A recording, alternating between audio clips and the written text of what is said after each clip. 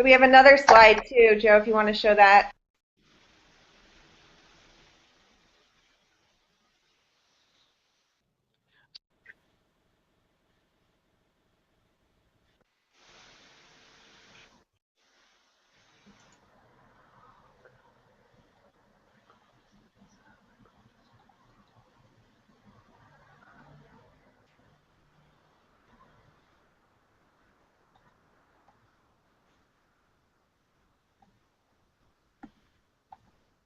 Hi everyone, my name is Robin Perchia. I'm the director of EdenKeeper.org. We're a site dedicated to exploring the relationship between religion and environmentalism.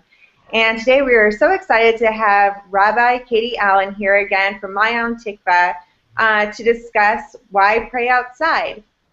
So you've been with Eden Keeper pretty much from the beginning. I found out about your congregation, Ma'yan Tikvah, pretty much right when I started the site, and we've had some back and forth. Can you please tell me why praying outside is so important to you?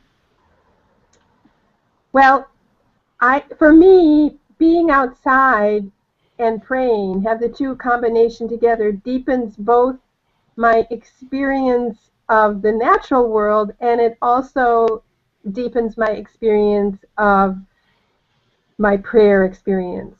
So the two together sort of bring my Jewish faith into a greater and stronger sense. And I find that the words of the Siddur, the words of the prayer book, take on new meaning. You know, let the heavens rejoice, and the heavens are right above you. It's almost like you can hear the music.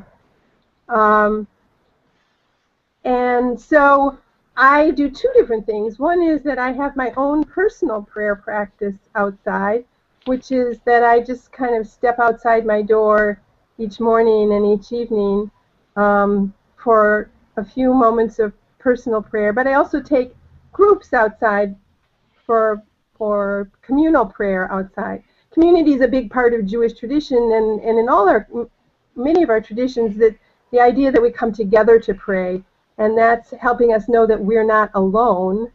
But praying outside together is a combination of that we're not alone in our human community, but we're also not alone in terms of the ecological community that we're a part of, all aspects of the earth. So praying outside really helps you feel kind of a part of creation, and that's what I think is so cool about this idea, is that you can pray somewhere, you can have a religious experience outside of a house of worship, that you can I don't know, enjoy the benefits of your prayer in a different kind of way.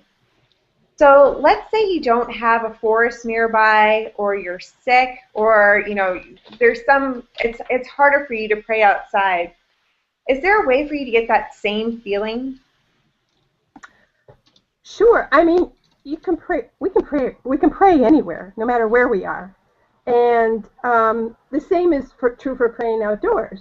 So we can even pray outdoors in the city, and I've done that. No matter where we are, if we're outdoors, even if we can't see any trees or anything else, if you look up, we can see the sky.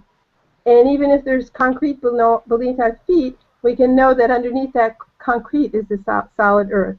Clearly, some places are more conducive to prayer than other places, which is why we create beautiful houses of worship with, beautiful sanctuaries for us to pray, because we're trying to create an environment that's conducive to sort of having a conversation with God. So, for example, a busy sidewalk in New York City might not be the most conducive place to pray, but it can be done, for a few moments. And, you try to take a moment or two and stop and look up and look around and look at the people and look at whatever you see and take a moment for prayer. We can, and so that can work as creating a few moments of connection to God as the creator, in the sense of the created world around us. And that's something that I've done too. I don't live in the middle of New York City, so that's not my regular practice, but I have done it. People who can't get out, sometimes we can bring a little bit of the natural world indoors to them, and that's something that I've done sometimes too, bringing bits of the natural world, including like CDs of nature sounds, to nursing home residents. You know, it's a way to bring nature to people who can't get outside. So we actually have a great video of you talking about this in a beautiful forest that we can show now. To see this video, what you do is just hover your mouse over the screen and then click the YouTube button on the left. We're going to show it now. It's part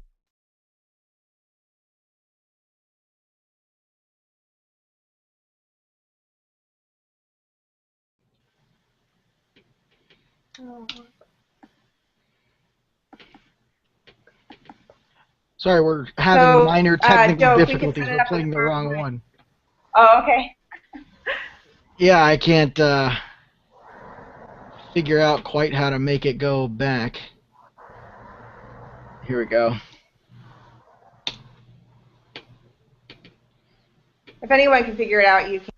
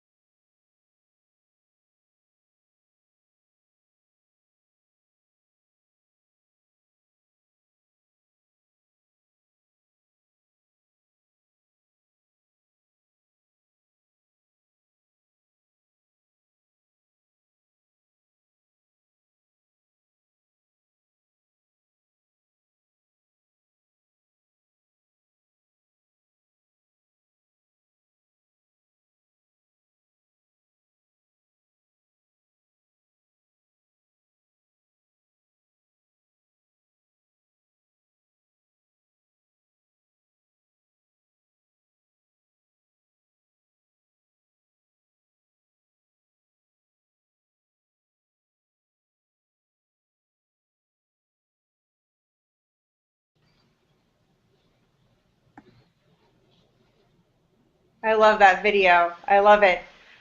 So we wanted to ask the people watching, you know, what were some of the things that, what questions or kind of thoughts arose for them as they watched this video, and kind of how they respond to this. And as people kind of think about that, you can chat in that chat box some of your thoughts or questions if you want. But as people kind of think about that, maybe their answers to that question, I just wanted to say about it.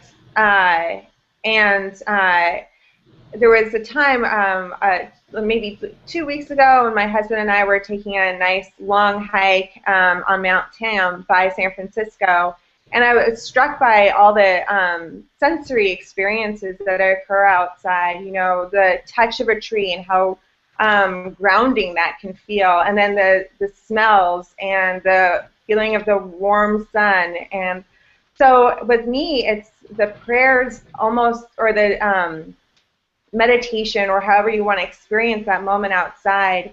It makes it more of a sensory experience instead of just almost kind of reciting something, a kind of practiced experience.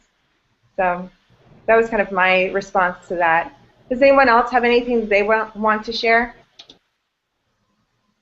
It into the box. Yeah, type it into the box. Don't be shy. It is true that it's a multi-sensory experience to play outside, to pray outside, to play outside. Play outside. Yes. So it's everything that we see and what we might smell and what we might feel and touch and what we might hear.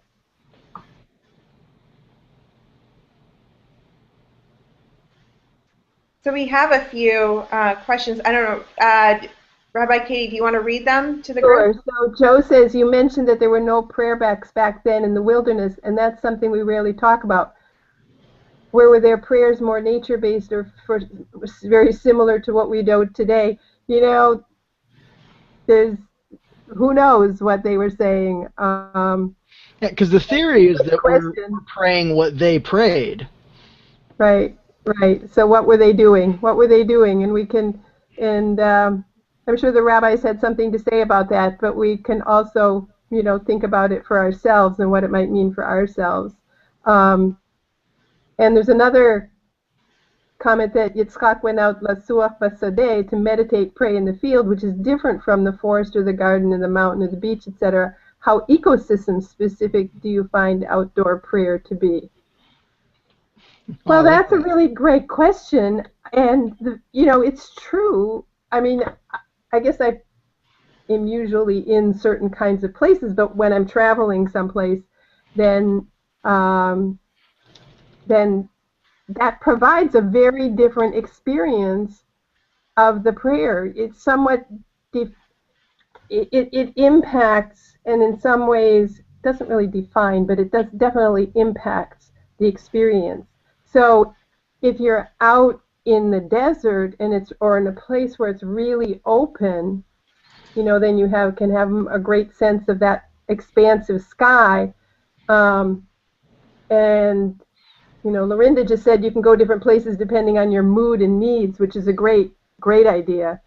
In the forest, we're kind of more closed in. If we're out in the fields, then there's a sense of expansiveness.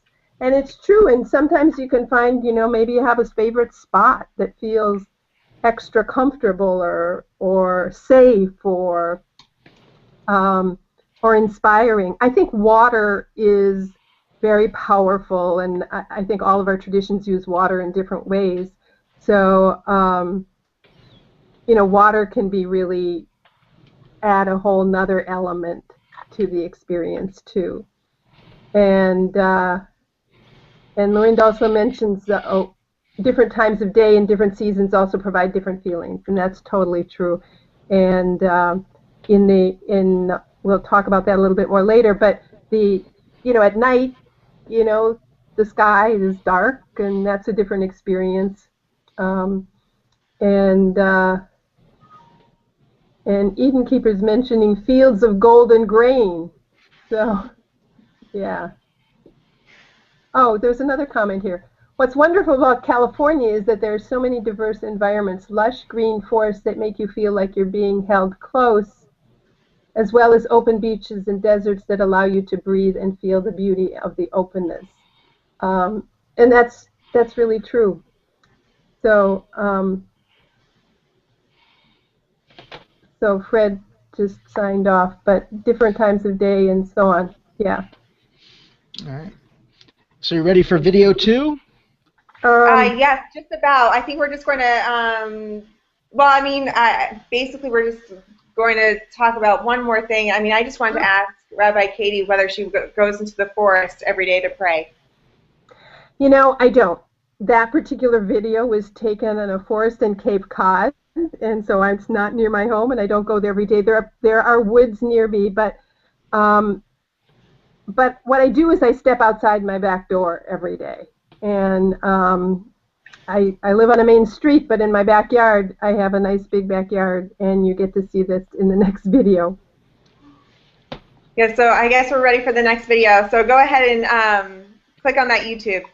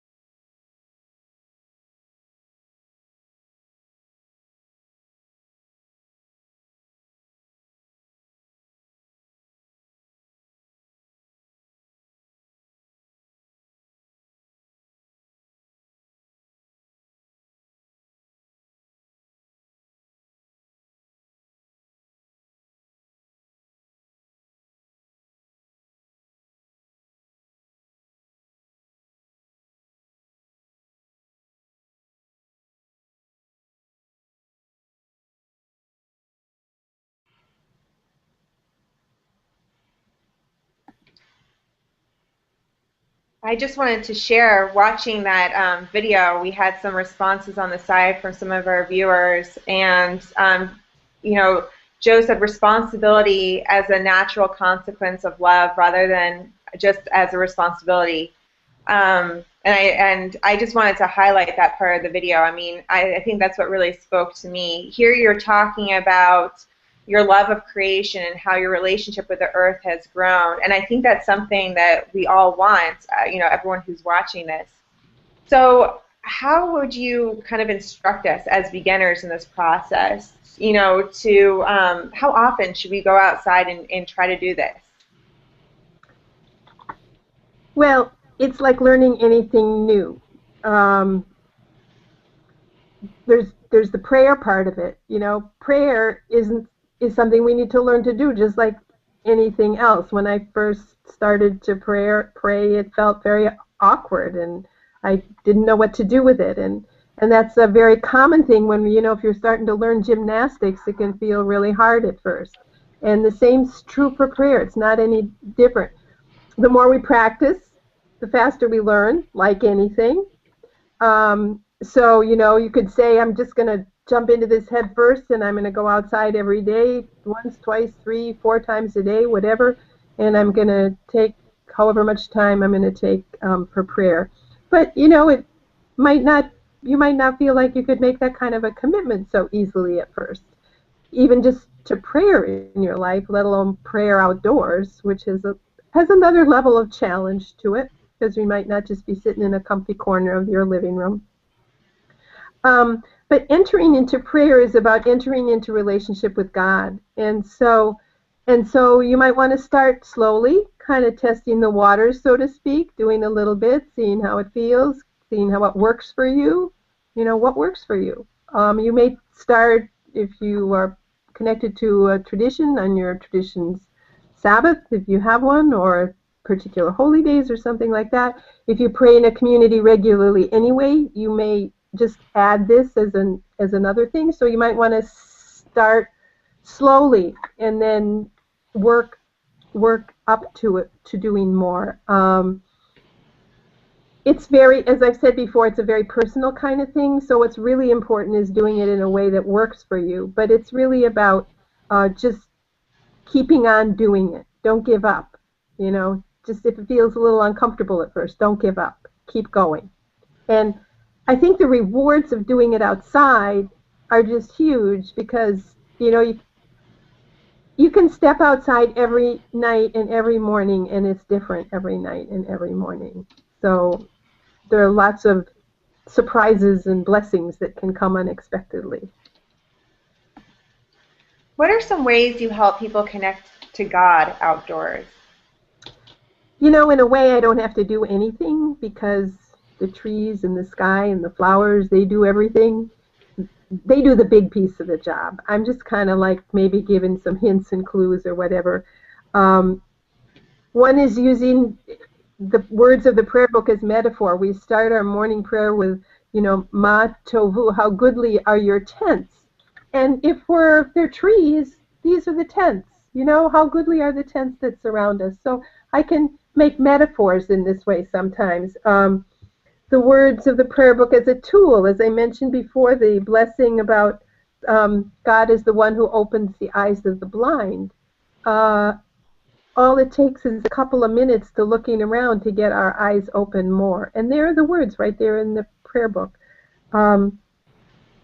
Use the reality of the words in the prayer book. So we have I mentioned before this Nishmat Kol Chai Tivarech Et Shemka, the breath of all life praises your name. Let's listen to the trees praising God's name. What does that sound like as we walk along? And then sometimes I use little exercises kind of to help people. So for example, this is kind of the way the letter Shin looks, which is the Hebrew letter that starts the word Shema, which is the beginning of it's Hear, O Israel, Adonai is our God, Adonai is one, which is kind of the main sort of watchword part of the Jewish prayer service. And so but it also is the beginning of one of God's names, Shaddai. So look into the trees. Can you find the letter Shin in the branches? And you know what? They're everywhere. And it's like, oh my gosh, what is this? You know, there's suddenly this name of God, there's this symbol of this name of God there in the trees for us. Silence as a way to help people listen and hear. You know, that prayer about listening and hearing, Shema, it can be followed by a period of silence. I also give people a time for their personal silent meditation. We have a prayer that is traditionally said silently, and so I say, people, you can take this, you can use the words of the prayer in Hebrew or in English, or you can just use the words of your prayers of your heart, but this is your time just for some silent personal meditation. Some people like to walk while they do that. Some people like to find a place and sit or stand. So there are a lot of different things that we can do, but mainly it's just the teachers are all the creation is the teacher. So in the video, you talk about how the view in your backyard changes. And I know in Massachusetts, you guys got quite a bit of snow last winter, and it's still pretty cold now from what I hear. So tell me about how you can pray outside when it's cold, when it's windy, when it's raining, or even when it's very hot and muggy and all you want to do is sit inside, you know, with a cold drink and some AC. How do you pray outside when the conditions are less than ideal? You're absolutely right. So there are different kinds of distractions that can arise, and some of them are human-generated: traffic, lawnmowers, people yelling or chatting, loud music. These are all distractions that, as I mentioned before, I live on a main road, and the sounds of the traffic can be, or especially like if there's a siren or something, or the football game from the nearby high school, those can be distractions. And this is sort of also about learning how to pray. There's a great midrash in Jewish tradition about how there's certain place in the prayer service where you should be so intently concentrating that even if a snake crawls up your leg or a king walks in the room, that you continue with your prayer. And you know, that's pretty extreme. I think most of the things I experience, I'm afraid if a snake crawled up my leg, I probably would get very distracted. But the idea of trying to hold ourselves through our distraction and maintain our conversation with God, because that's what prayer is about. It's about a conversation with God. So letting the sounds around us kind of go into the background. We don't have to eliminate them. We can keep them there because they're part of our current ecosystem, whatever, you know, with everything, but to not let them take the forefront. You know, in the weather, well, you know, what do we like more than complaining about the weather? I mean, that's like #1 conversation in elevators. The weather is not always nice. So it's about kind of going beyond our complaints about the weather and to be in connection with God no matter how hot it is or how cold it is. So obviously there can be limits. There may be limits. In the wintertime, you know, I bundle up. I can bundle up. We can bundle up against the cold. And my daily personal prayer time is fairly short. So, you know, if it's cold, I can be okay outside for a little while. And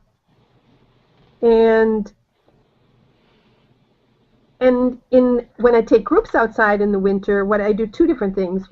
One possibility is that we take a longer and a sort of a faster paced walk, and we stop for shorter amounts of time. So we kind of reduce the amount of prayers that we're doing, but we still keep that prayer as sort of like punctuating our walk, which changes the nature of the walk. And the other thing that we do is we may do part of our service outdoors and then go inside for a Torah discussion and for the end of our service, so that we kind of do mix and match. You know, I think super hot is probably harder for me than any of the others. And people are different. You know, some people hate the heat and love the cold, and some people love the cold and hate the heat, you know, so some people hate mosquitoes. There are a lot of challenges.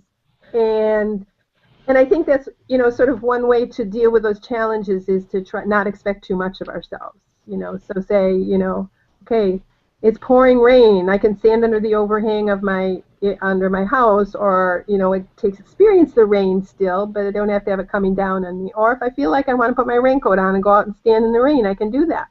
You know, I can put on my boots and I can stomp in the puddles. But it's all about sort of avoiding the complaints and finding the blessings, and opening up our hearts and our minds to embrace whatever that particular day might bring, you know, whatever the weather is. So, and when I have groups and it's raining, sometimes we do it under a pavilion or someplace where we can be outside but still under cover, and sometimes we come inside. At night, there's some places where we can do it on a porch, and I've recently started taking people on moonlight walks when there's a full moon, and that is amazing. That is just incredible. And especially in the winter when if there's snow on the ground, it's so bright outside, you don't even need a flashlight. And so it's really about allowing ourselves to experience all the weather that God and we humans are bringing, without endangering ourselves. You know, so I was out in the woods with some kids this week, and it started to thunder, and we needed to take shelter. I mean, that, you know, you do that. You don't put yourself in danger. But, you know, over the years, it's like anything. It's like building any relationship. It takes time. It's a relationship with God, and it's a relationship with the universe. And so over the years, it enriches and encourages those relationships. It reminds me of my own insignificance in the grand scheme of things. It reminds me that I'm not in control. And it reinforces my understanding of the impact that we humans are having on our universe and all that means for us. But by not letting the weather deter me from going outdoors, but by going outside every day, every morning, every evening, spring, summer, winter, and fall, I'm better able to put God both at the center and at the periphery and everywhere in between. By having that time of being in communication with God in God's creation, in the natural world, every day of the year. We just got a comment from one of our viewers. The more time you spend outdoors in different climates, the more your body and mind adjust and learn to accept them, which I think is also an important point to make with all of this. We're just about done, but we have some time for some questions or any comments. We also have another comment, and appreciate them too, to learn to see the beauty of minus 19 and 19 degrees and 79 degrees too. Right. I would have a hard time seeing the beauty of minus 19, but I'm also from California. That's why you're living in California. Right. Well, thank you everyone for joining us. So if people don't have a lot of questions, we'll wrap up. And I want to thank Rabbi Katy for this awesome event and teaching us why it's important to pray outside. I kind of want to get outside myself right now. And if you have questions or more comments you want to make, you can reach us on Facebook, on Twitter, and we'll also be posting a synopsis of this on EdenKeeper.org, and you can comment on that. So we can't wait to see all of that, and thank you so much. Thank you. Bye-bye. Sure. Thank you.